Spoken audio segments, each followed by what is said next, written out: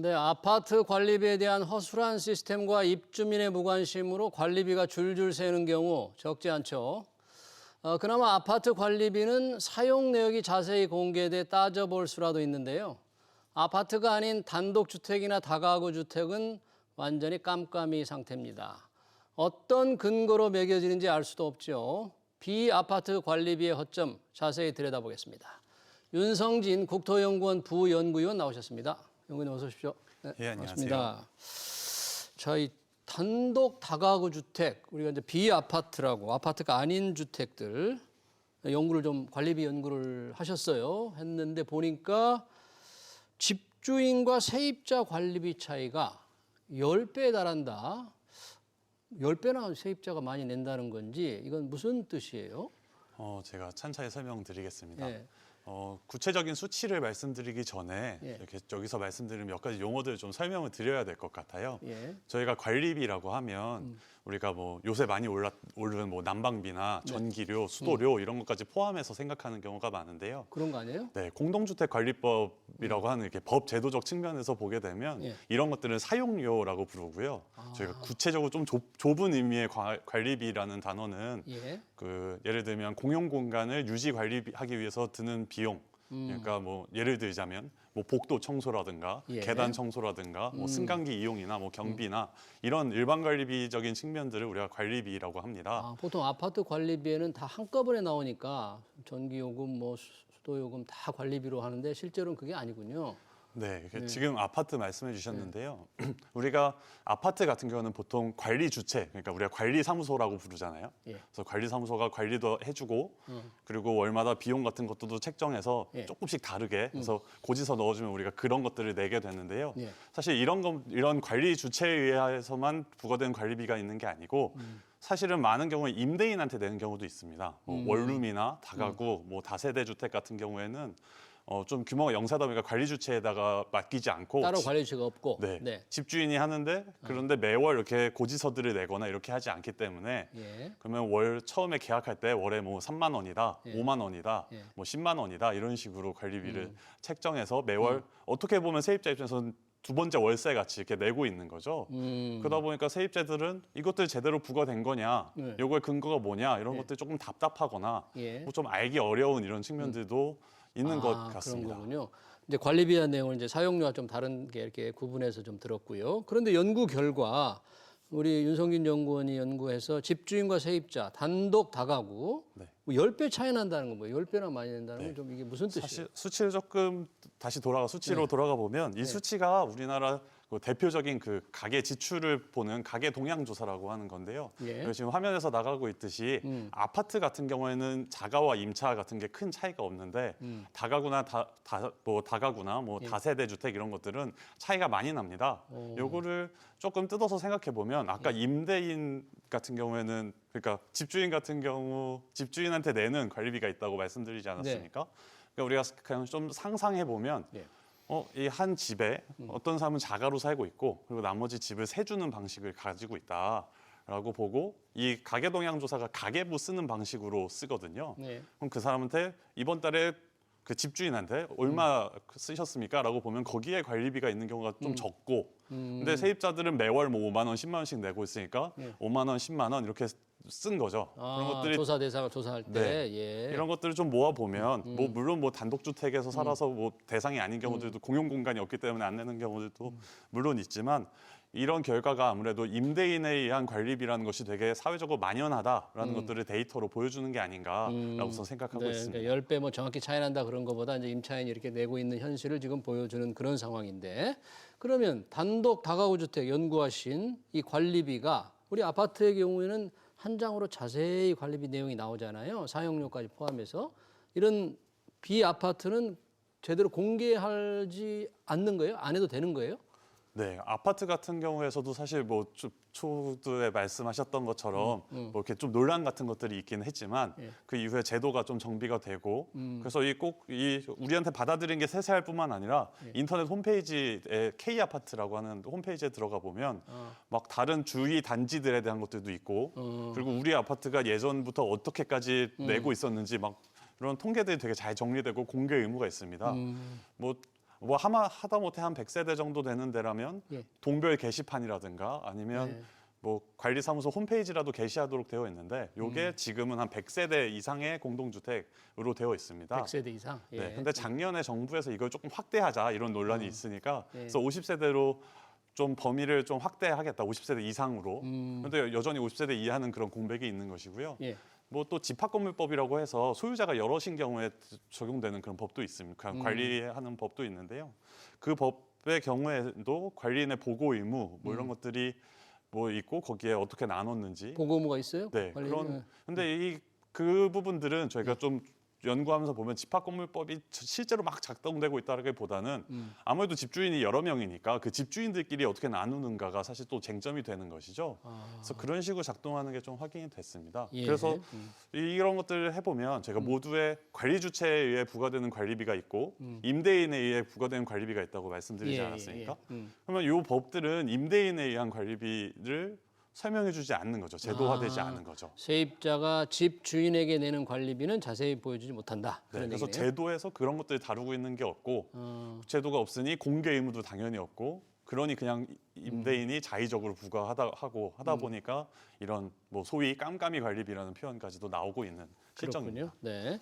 자, 임대차 관리법이 시행된 지 지금 2년이 됐죠? 임대차 관리법. 네, 2020년도에 예. 개정이 됐고 이후 네. 시행이 또 됐습니다. 거기에서 이제 그 시행되다 보니까 임대료 낮추고 그만큼을 관리비로 떠넘기는 사례가 많다는 보도가 이제 많이 나왔거든요. 네. 실제 연구해 보니까 그런 일이 많이 나타나고 있습니까? 네, 제가 여러 분들을 이렇게 좀 만나볼 수 있는 기회가 이 연구하면서 있었는데요.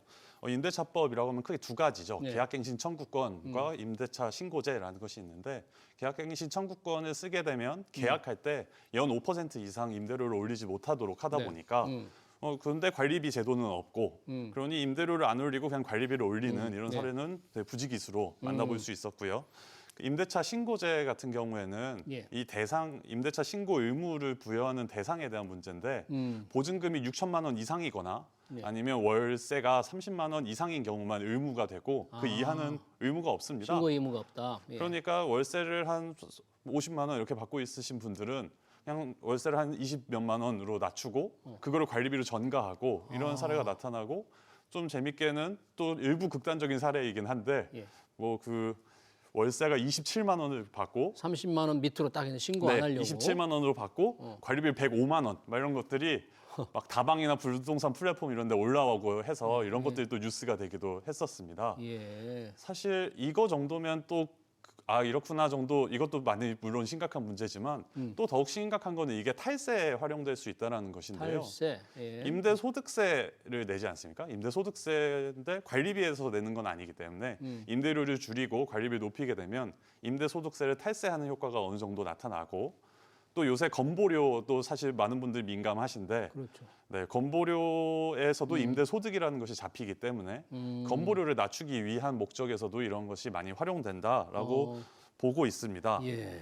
네, 계속 이어가도 될까요? 네, 듣는 네네. 분들에서는 이러한 사례가 아주 예외적인 게 아닌가 생각하실 수도 있을 것 같습니다. 네. 그래서 제가 몇 가지 통계 분석으로 이런 것들을 좀 검증을 해봤는데요. 예. 가계 동향 조사를 활용해 가지고 아파트와 비아파트 또 자가와 임차 이런 것들을 이렇게 뭐 그려보면 지금 화면이 나오네요. 나가고 있는데요. 네. 저기 세 번째 있는 그 주황색 선이 네. 비아파트 임차 가구입니다. 비아파트 임차 가구. 네. 나머지들은 쭉 이렇게 이어지는데 마지막 부분에 2021년 이후에 이게 임대차법이 좀 본격화된 시점이라고 볼 수 있는데요.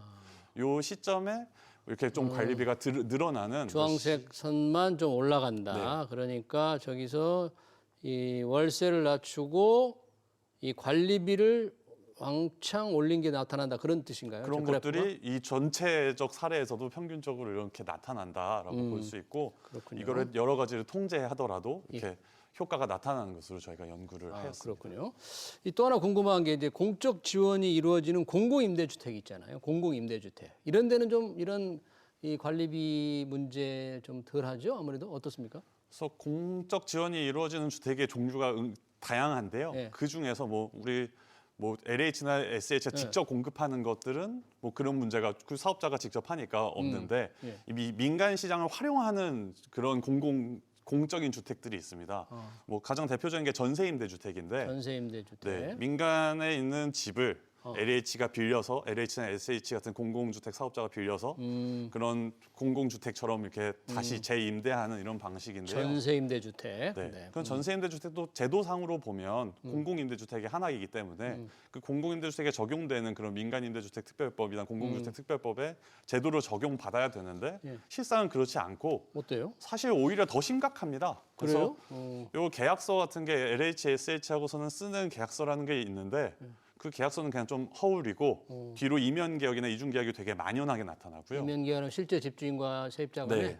그리고 실제로는 이 전세임대 구하기가 의외로 어렵습니다. 막 권리 분석도 해야 되고 서류 준비도 많이 하고 하니까 집주인들이 좀 귀찮아하는 경향도 있거든요. 예. 근데 구하기가 힘들다 보니까 임대인이 너 이거 우리 집에 들어오려면 나한테 뒤로 관리비로 한 10만 원, 15만 원 더 줘라고 하는 사례들을 제가 뭐 당사자들 많이 만나보기도 했고요. 그래요? 또 등록임대 사업자라고 민간 해서 등록임대 사업자. 거기에도 우리가 공공에서 세입자 보호하라고 세제 혜택도 주고 다양한 인센티브를 주고 있지 않습니까? 네. 그리고 예전에 임대료 상한 같은 것들도 있고 요새는 전월세 전환율 뭐 이런 규제도 있고 이러한 규제들이 많이 있는데 이게 다 임대료와 관련된 것이다 보니까 아까 말씀드린 것처럼 그런 관리비로 이렇게 전환하면 그거는 너무도 쉽게 이 제도들을 좀 빠져나갈 수 있는 그러니까 제도의 허점을 이용하게 되는 그런 네. 측면들이 존재하는 거죠. 그렇군요. 그러니까 전세임대주택도 관리비 허점의 문제가 많이 드러나고 있다.